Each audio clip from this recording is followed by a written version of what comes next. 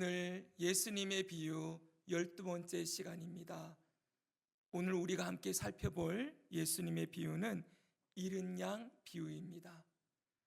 우리는 이 잃은 양 비유에 대해서 한 번쯤은 신앙생활을 오래 하신 분들은 다 들어보셨을 것이라고 생각합니다. 이 비유, 잃은 양 비유를 딱 생각하면 이 비유의 핵심이 무엇인지 우리가 익히 알고 있지요. 한 영혼의 소중함. 예수님은 한 생명을 정말 귀하게 여기시고 있다는 것을 이 비유를 통해 말씀하십니다.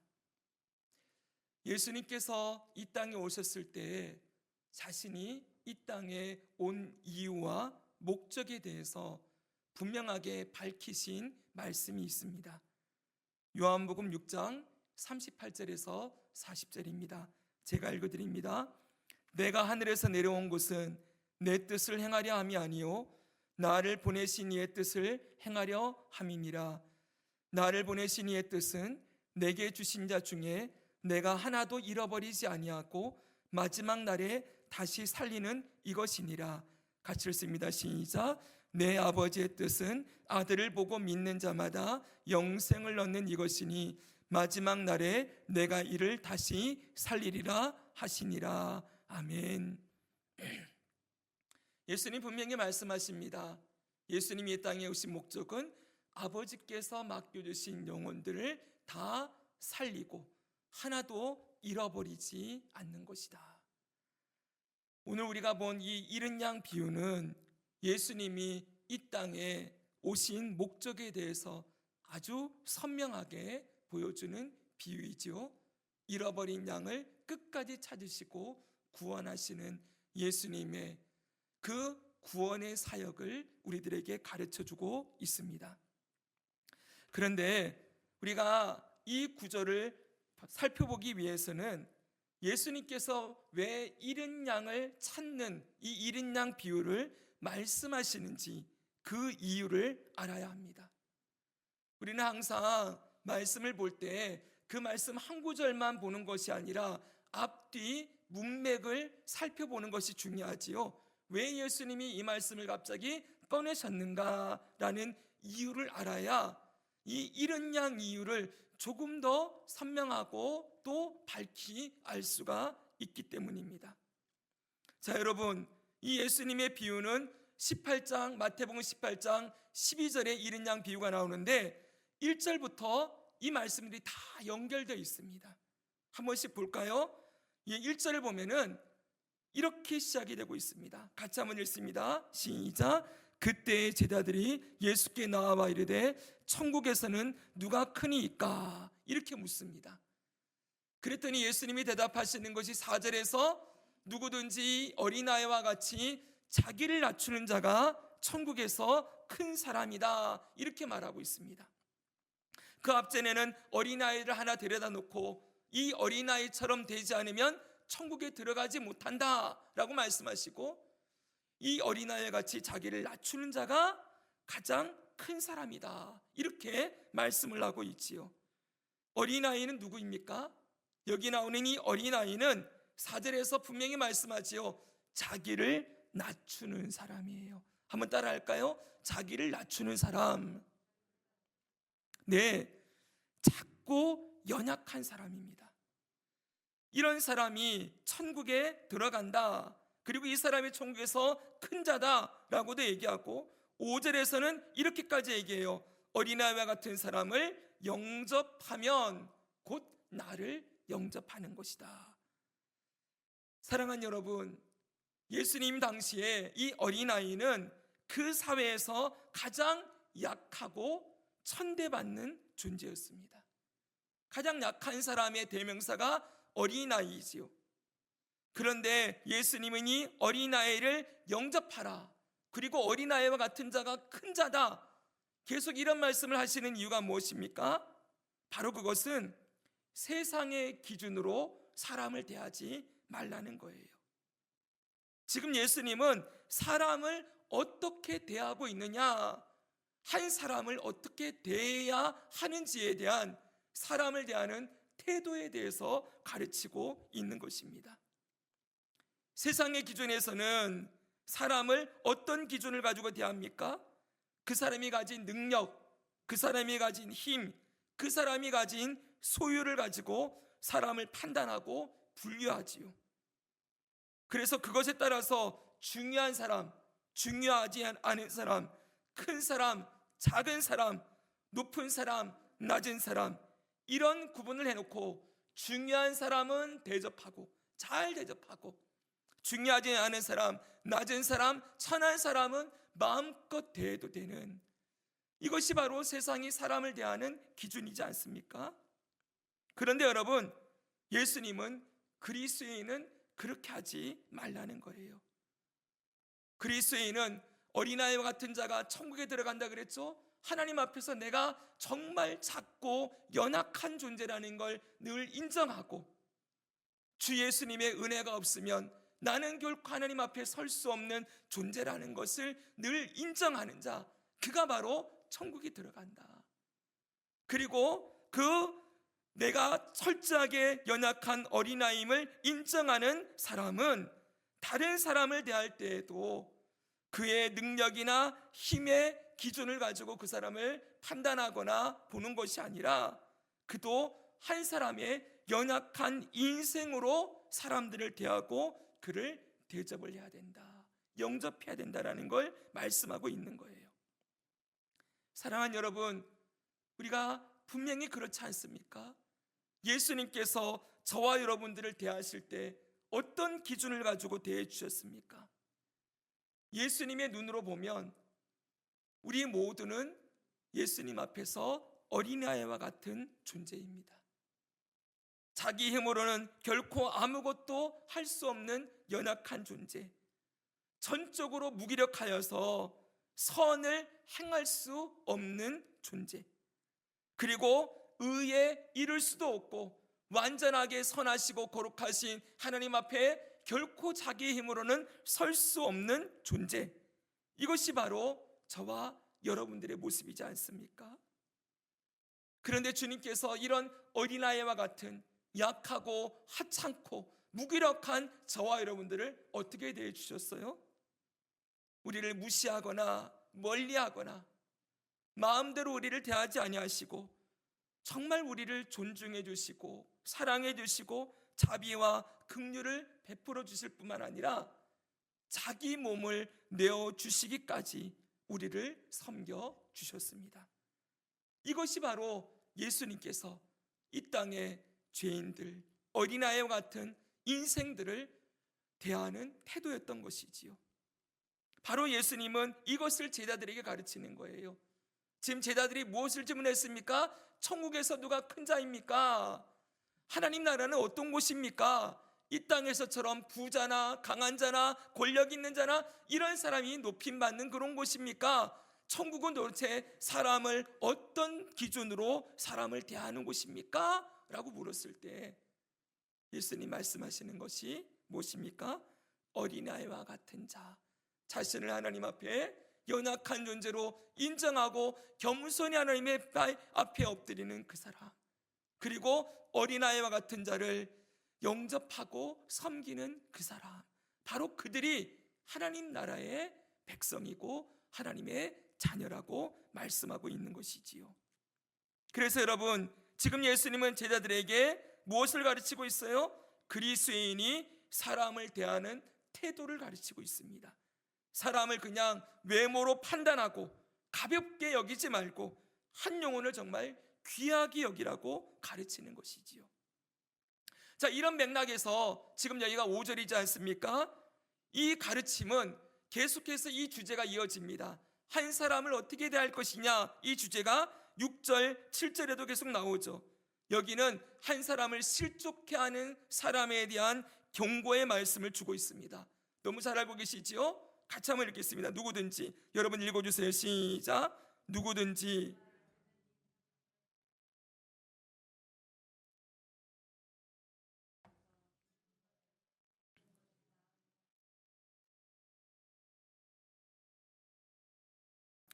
실족하게 하는 일이 없을 수는 없으나 실족하게 하는 그 사람에게는 화가 있도다. 아멘. 여기 보십시오. 6절에 보니까 누구든지 나를 믿는 이 작은 자 중 하나, 이렇게 표현하고 있어요. 지금 여기 누가 나와요? 작은 자가 나오지요. 앞에는 어린아이가 나왔습니다. 똑같은 사람이에요. 특별히 여기 작은 자는 예수님을 믿는 자 중에 작은 자예요. 예수님 믿는 자 중에 작은 자, 이들이 누구입니까? 우리 지난주에 들었던 말씀 기억납니까? 양과 염소의 비유에서 예수님이 이렇게 말씀하시는 거 기억하시지요? 자, 다음 말씀 보여주세요. 예수님이 이렇게 말씀하십니다. 임금이 대답하여 이르시되 내가 진실로 너희에게 이르노니 너희가 여기 내 형제 중에 지극히 작은 자 하나에게 한 것이 곧 내게 한 것이니라. 똑같은 표현이 나왔죠. 지극히 작은 자 하나. 이들이 누구였습니까? 이들은 육신이 병든 자, 영혼이 그리고 줄이고 목마른 자, 나그네 되온 자, 헐벗은 자, 옥에 갇힌 자들을 얘기하는 것이었어요. 예수님 믿는 자들 가운데서 육신이 연약한 자, 고통 가운데 있는 자, 영혼의 슬픔과 탄식으로 약해진 사람들입니다. 우리 잘 알고 있지 않습니까? 몸이 약해지고 그리고 여러 가지 어려운 환경이 찾아오면 그 사람이 아무리 믿음이 좋아 보이고 단단한 사람처럼 보여도 한순간에 무너지고 쓰러지면서 영적으로 연약해지는, 어린아이 같이 쓰러지는 그런 모습들을 우리가 볼 수 있지 않습니까? 자, 이렇게 연약해져 쓰러져 있는 사람들, 그들을 실족하게 하는 것. 여러분, 이렇게 몸도 마음도 많이 약해져 있으면 아주 작은 것 하나에도 넘어지고 작은 시험에도 아파하는 일이 일어날 수밖에 없는 것이지요. 이렇게 약해져 있는 자를 실족하게 하는 일은 주님이 더욱 엄중하게 다루신다고 말씀하는 거예요. 여기 있는 네 형제 중에 지극히 작은 자 하나, 그를 실족하게 한 자는 연자맷돌을 목에 메고 깊은 바다에 빠뜨려지는 것이 낫다라고 말할 정도로 예수님은 연약한 자, 어린아이 같은 자, 작은 자를 귀하게 여기신다는 말씀을 하고 계시는 것이지요. 그리고 이어서 이렇게도 말씀하십니다. 8절과 9절 보겠습니다. 만일 내 손이나 내 발이 너를 범죄하게 하거든 찍어내버리라. 장애인이나 다리 저는 자로 영생에 들어가는 것이 두 손과 두 발을 가지고 영원한 불에 던져지는 것보다 나으니라. 만일 내 눈이 너를 범죄하게 하거든 떼어내버리라. 한 눈으로 영생에 들어가는 것이 두 눈을 가지고 지옥불에 던져지는 것보다 나으니라. 아멘. 여기 손, 발, 그리고 눈으로 범죄하는 것에 대해서 말씀하십니다. 이건 그냥 죄 짓는 게 아니에요. 이건 앞에 나온 말씀과 연결된 말씀이지요. 지극히 작은 자 하나를 실족하게 하는 죄에 대해서 말하고 있는 거예요. 연약한 자, 어린아이와 같은 자들을 향하여 저지르는 죄, 그 죄를 짓는다면 손, 발, 눈 다 끊어내는 것이 차라리 낫다라고 말씀하고 있는 것이지요. 여러분 이해하고 계십니까? 앞뒤 문맥이 지금 다 연결된다는 거 꼭 머릿속에 기억하시고 말씀을 들어주십시오. 여러분, 그러면 이 손과 발로 눈으로 이 연약한 자를 실족하게 하는 죄가 뭘까요? 이건 여러분 당시에 이 말씀을 하신 그 대상들을 생각하면 딱 머리에 우리가 알 수가 있어요. 당시에 유대 종교 지도자들을 생각하면 됩니다. 지금 예수님은 이 말씀을 누구를 향하여 하느냐? 바로 그 당시에 유대 종교 지도자들, 서기관들, 바리새인들, 대제사장 무리들, 이들을 향하여서 하는 말씀이기도 한 거예요. 여러분, 이들이 어떤 태도로 살았습니까? 바리새인과 서기관들은 어떻게 행합니까? 자기의 의로움을 나타내기 위해서 연약한 자들, 그들을 마음껏 정죄하고 무시하는 태도를 보였었지요. 대표적인 것이 무엇입니까? 바리새인과 세리의 기도의 모습. 예수님이 얘기하시잖아요. 바리새인들이 성전에 서가지고 손을 들고서는 나는 저 세리와 같지 않음을 감사하나이다. 그러면서 자기가 의롭게 살았던 것을 하나님 앞에 막 자랑하지 않습니까? 여러분, 바로 거기에서 뭐가 보이는 거예요?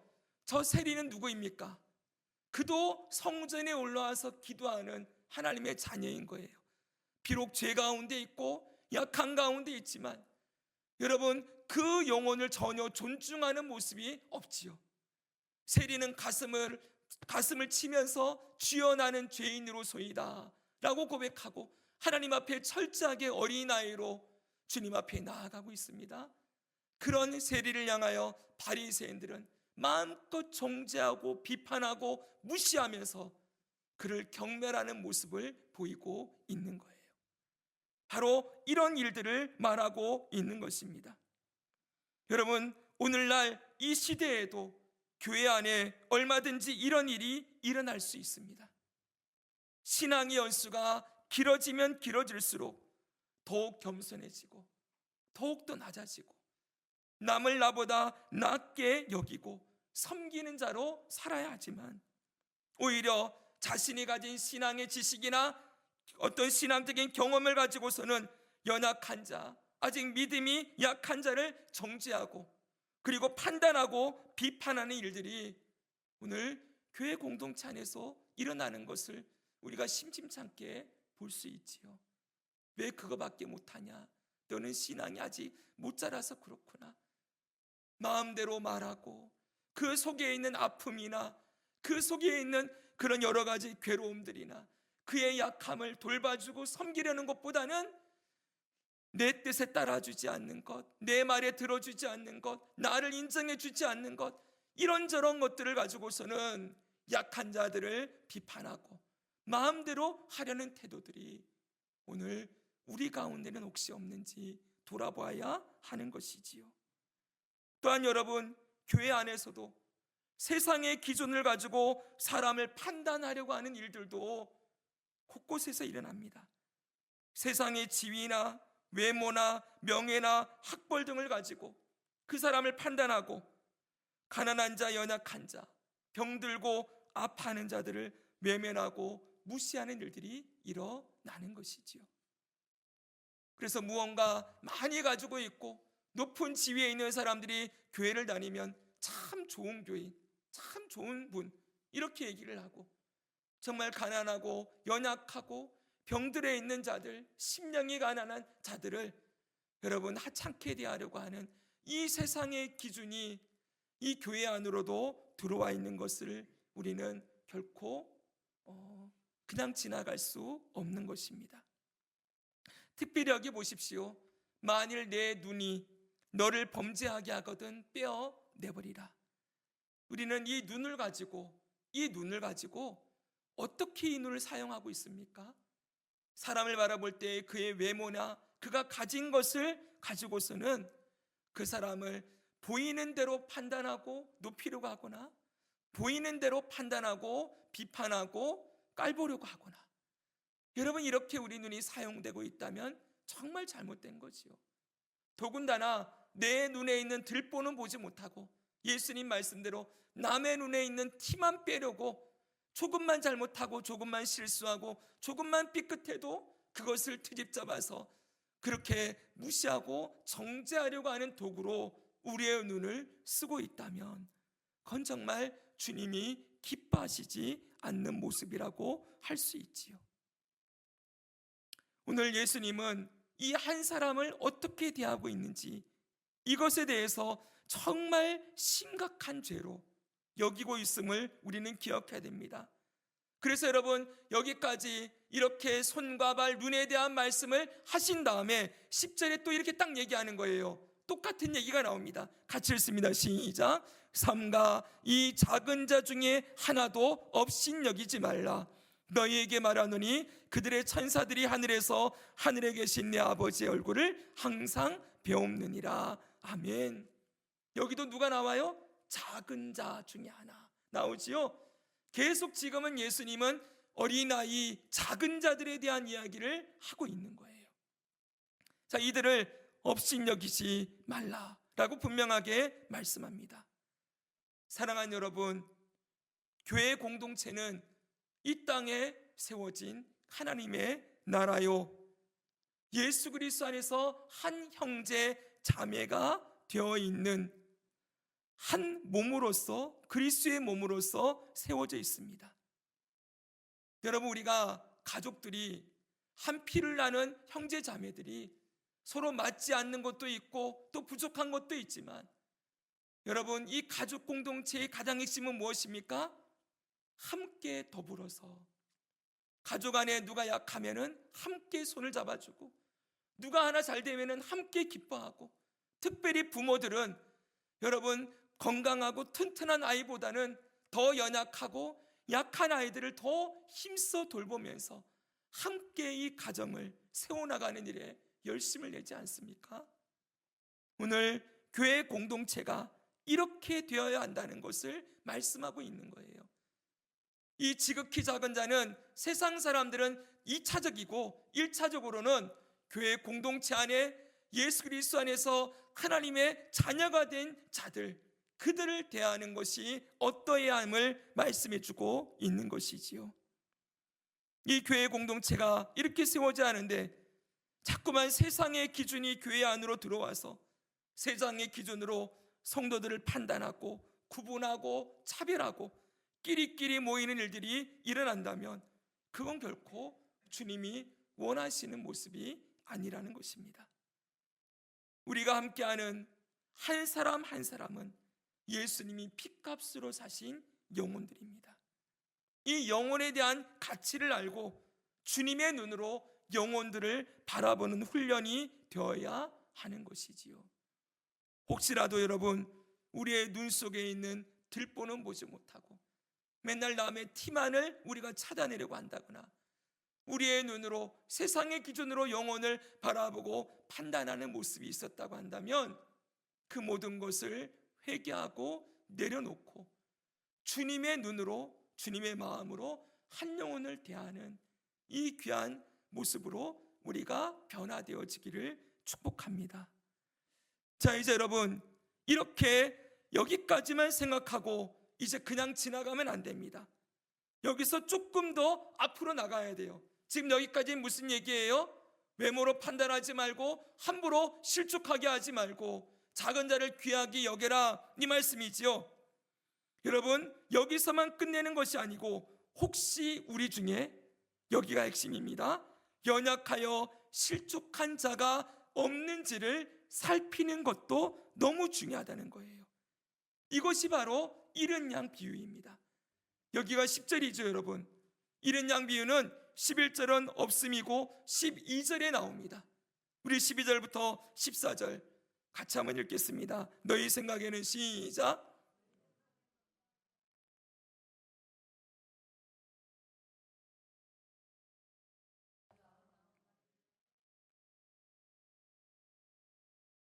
진실로 너희에게 이르노니 만일 찾으면 길을 잃지 아니한 99마리보다 이것을 더 기뻐하리라. 이와 같이 이 작은 자 중에 하나라도 잃는 것은 하늘에 계신 너희 아버지의 뜻이 아니니라. 아멘. 여기도 끝에 뭐가 나와요? 이 작은 자 중에 하나. 어린아이와 같은 자, 지극히 작은 자, 연약한 자, 여러분, 이 일을 잃은 양이라고 말씀하시고 그 잃은 양을 적극적으로 찾는 것도 해야 된다라고 말씀하고 있는 것이지요. 우리가 작은 자 하나를 실족하게 하는 것도 참 심각한 문제이지만 실족하여 넘어져 있는 자를 그대로 버려두는 것도 너무나 중요한 문제라는 거예요. 그냥 나는 다른 사람을 실족하게 하지 않는 사람이야 라고 그렇게만 생각하고 지나가면 안 된다는 거예요.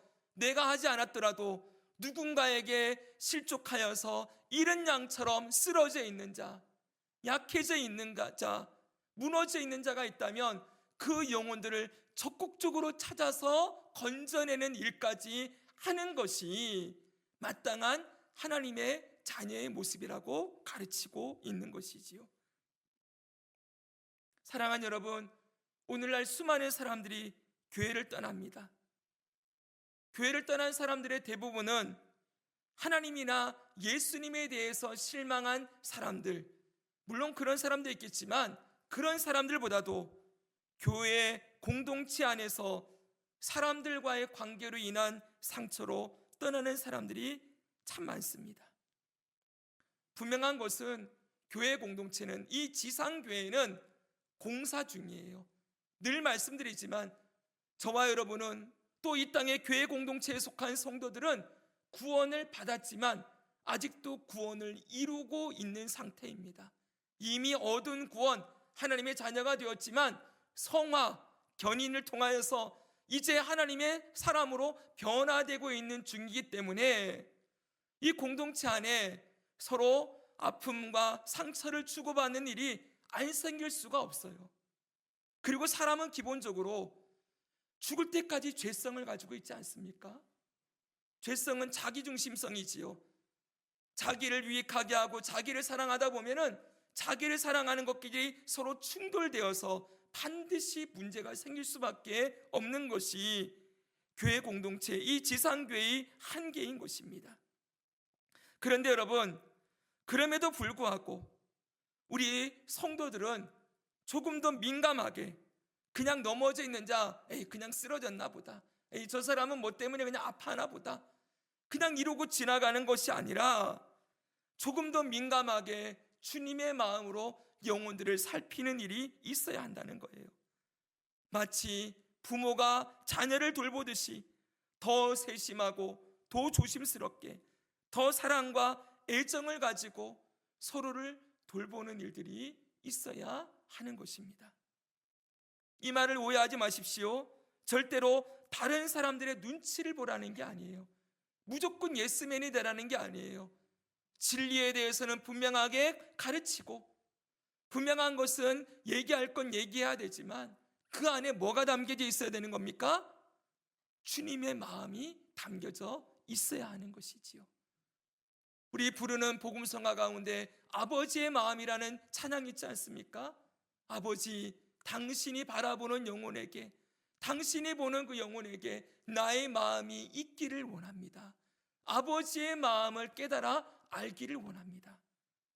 사랑하는 여러분, 우리 안에 주님의 마음, 이 잃은 양 하나, 지극히 작은 자 하나가 쓰러져 있는 것, 실족하는 것, 잃어버려져 있는 것, 주님이 참지 않으시고 반드시 찾겠다라고 말씀하시는 이 마음이 오늘 우리 안에 있는가 생각해 보아야 하는 것이지요.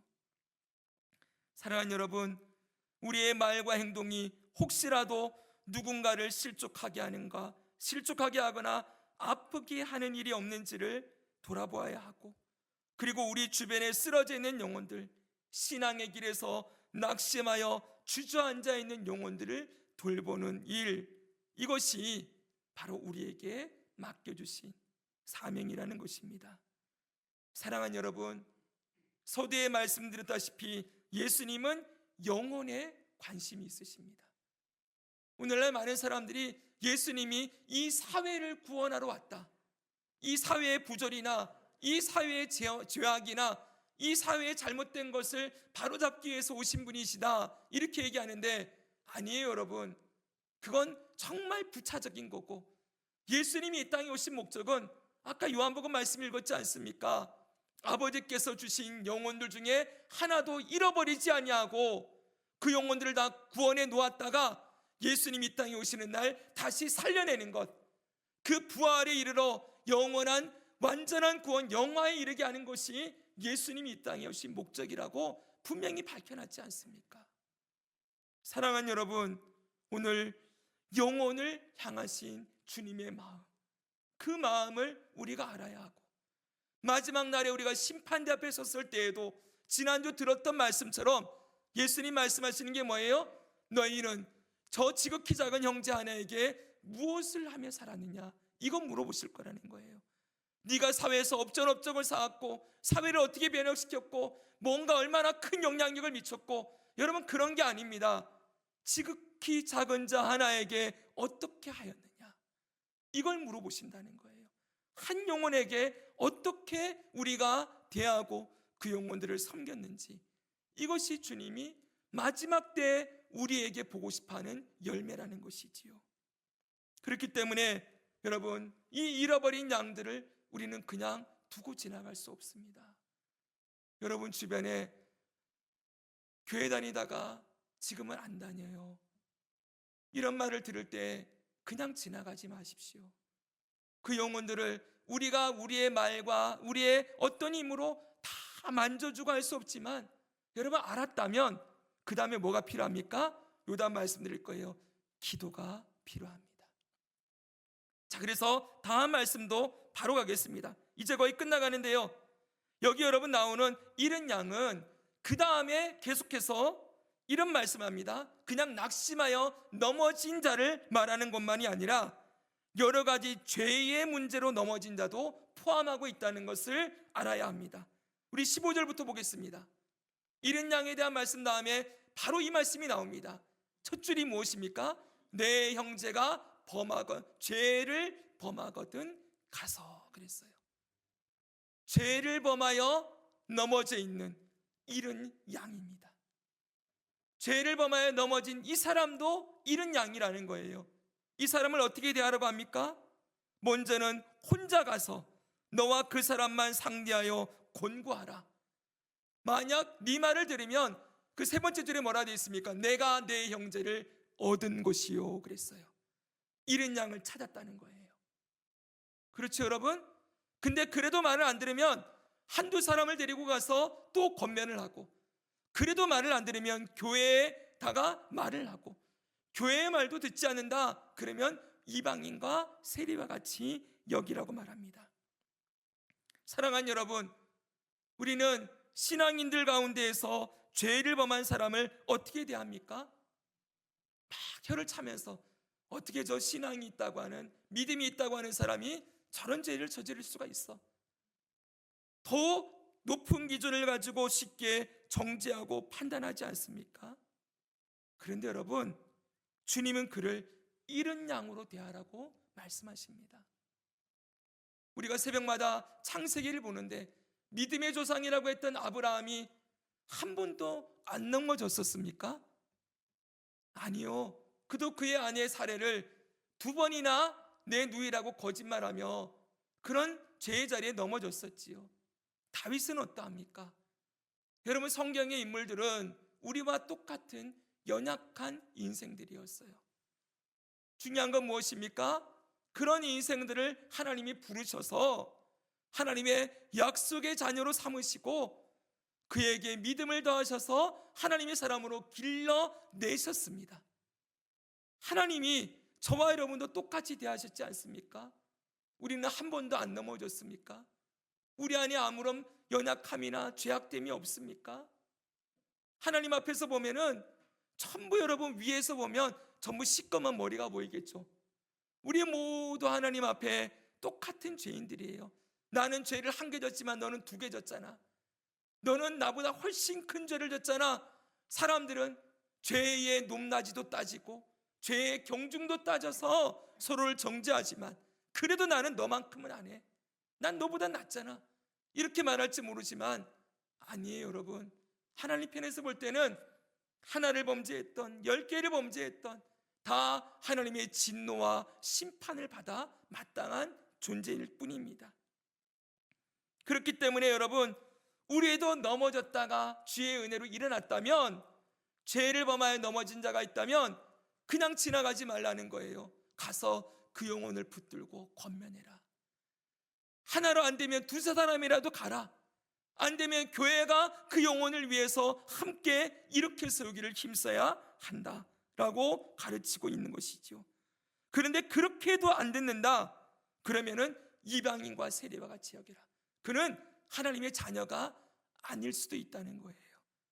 하나님의 정말 자녀라면은 교회가 함께 기도하면서 그 영혼들을 건져내려고 할 때 반드시 돌아오게 되어 있는 것이지요.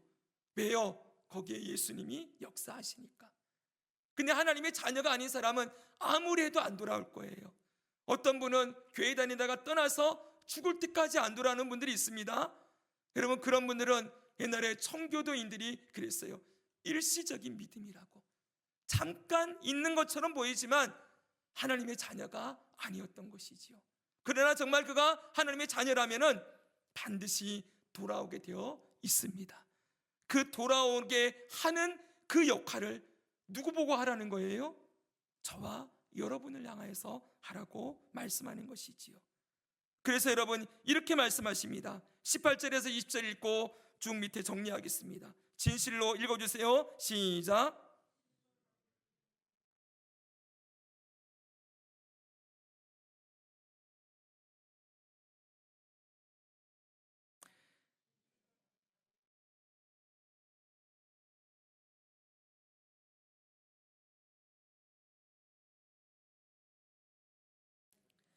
두세 사람이 내 이름으로 모인 곳에는 나도 그들 중에 있느니라. 아멘.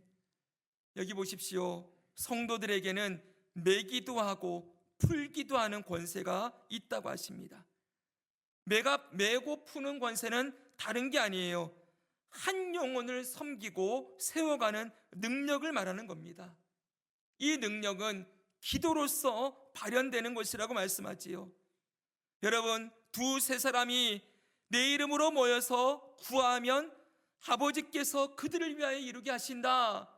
여러분, 이건 뚝 떨어뜨려 놓으면 두세 사람이 그냥 모여서 기도하면 거기 주님이 함께 하시고 그 기도의 자리에 주님이 역사하신다, 이렇게만 볼 수 있지만 앞뒤 문맥을 같이 보면 이 기도는 무엇을 위한 기도입니까? 범죄하여 넘어져 있는, 실족하여 있는 자를 위한 기도라고 할 수 있어요. 맞지 여러분? 이렇게 그 영혼들을 위해서 기도할 때 어떤 일이 벌어진다는 거예요? 그를 묶고 있는 어둠의 영들, 그리고 그를 묶고 있는 온갖 아픔과 문제들, 그리고 그를 묶고 있는 절망과 죄악이 떠나가게 되어지고 하나님의 사람으로 회복되는 일이 일어난다는 거예요. 이게 바로 풀고 묶는 그 권세를 말하는 것이지요. 여러분, 죄악 가운데 넘어져 있는 자, 실족하여 시험 가운데 쓰러져 있는 자, 그들을 묶고 있는 그 모든 것을 하나님의 자녀들이 모여서 함께 기도할 때 그 결박이 끊어지고 자유케 되어지고 회복되는 일이 있다고 말씀하고 있는 거예요. 여러분, 이것이 얼마나 큰 능력입니까? 사랑하는 여러분, 예수님만이 사람을 살리는 구주이심을 우리 믿습니다. 예수님만이 사람을 살리고 회복하는 분이시지요. 근데 여러분, 그 예수님이 우리에게 이 권세를 주셨다는 거예요. 우리가 무엇이든지 매면 메어지고 풀면 풀려지는 권세를 예수 그리스도로부터 받았기 때문에, 그리고 우리가 함께 모여서 기도할 때 누가 함께 한대요? 거기 나도 그들 중에 있느니라. 예수님이 그 자리에 함께 하셔서 역사하시기 때문에 예수님이 하시는 자유와 회복의 역사가 기도 모임을 통하여 그리스도인의 공동체에 함께 기도하는 자들을 통하여 일어나게 되어진다라고 약속하고 있는 것입니다. 여러분, 우리에게 얼마나 큰 능력이 있는지 아시겠습니까? 주님이 부여하신 능력이에요. 이 능력이 언제 발현된다고요? 함께 기도할 때. 두세 사람이 내 이름으로 쓰러진 자, 어린아이 같은 자, 실족하여 있는 자, 범죄하여 넘어진 자를 위하여 기도할 때 그들이 살아나고 회복되는 일이 있을 것이라고 약속하고 있는 것이지요. 그렇기 때문에 여러분, 잃은 양을 찾는 것은 무엇으로 하는 것입니까? 결론을 말씀드리면 기도로 하는 거예요. 권면하고, 말씀으로 권면하고, 그리고 기도로서 그 영혼들을 살리는 일을 하는 것이라고 예수님이 다 가르쳐주고 있는 것이지요. 이제 말씀을 정리합니다. 사랑하는 여러분, 성도는 누구입니까? 성도는 예수님의 마음을 가지고, 하나님 아버지의 마음을 가지고 잃은 양을 찾는 자들입니다. 예수님의 손과 발이 되어서 어린아이와 같은 자, 예수님을 믿는 자들 가운데 아픔과 고통 가운데 있는 자, 실족하여 넘어진 자, 범죄하여 쓰러진 자를 돌아보고 섬기고 살리는 자가 성도들이라는 것이지요. 우리에게는 그 영혼이 묶인 것을 풀고 살리는 능력이 예수님을 통하여서 우리에게 주어졌습니다. 그리고 예수님의 이름으로 기도할 때 이 역사가 나타난다고 말씀해 주셨습니다. 이제 다시 영혼들을 위한 기도를 주님께 드려보지 않으시겠습니까? 우리 주변에 어쩔 수 없다, 그렇게만 지나가지 마시고 쓰러져 있는 영혼, 실족해 있는 영혼을 붙들고 포로된 자, 갇힌 자를 자유케 하시는 예수님의 이름으로 영혼들을 위해 기도하는 자가 되어 우리의 삶의 자리에 잃어버린 영혼들이 살아나고 주님께로 돌아오게 되는 그 구원의 역사가 곳곳에서 일어나고 하나님의 나라가 이 땅에 확장되어지는 일에 우리의 일생을 드리며 살아가는 저와 여러분 되기를 주 예수님의 이름으로 축복합니다.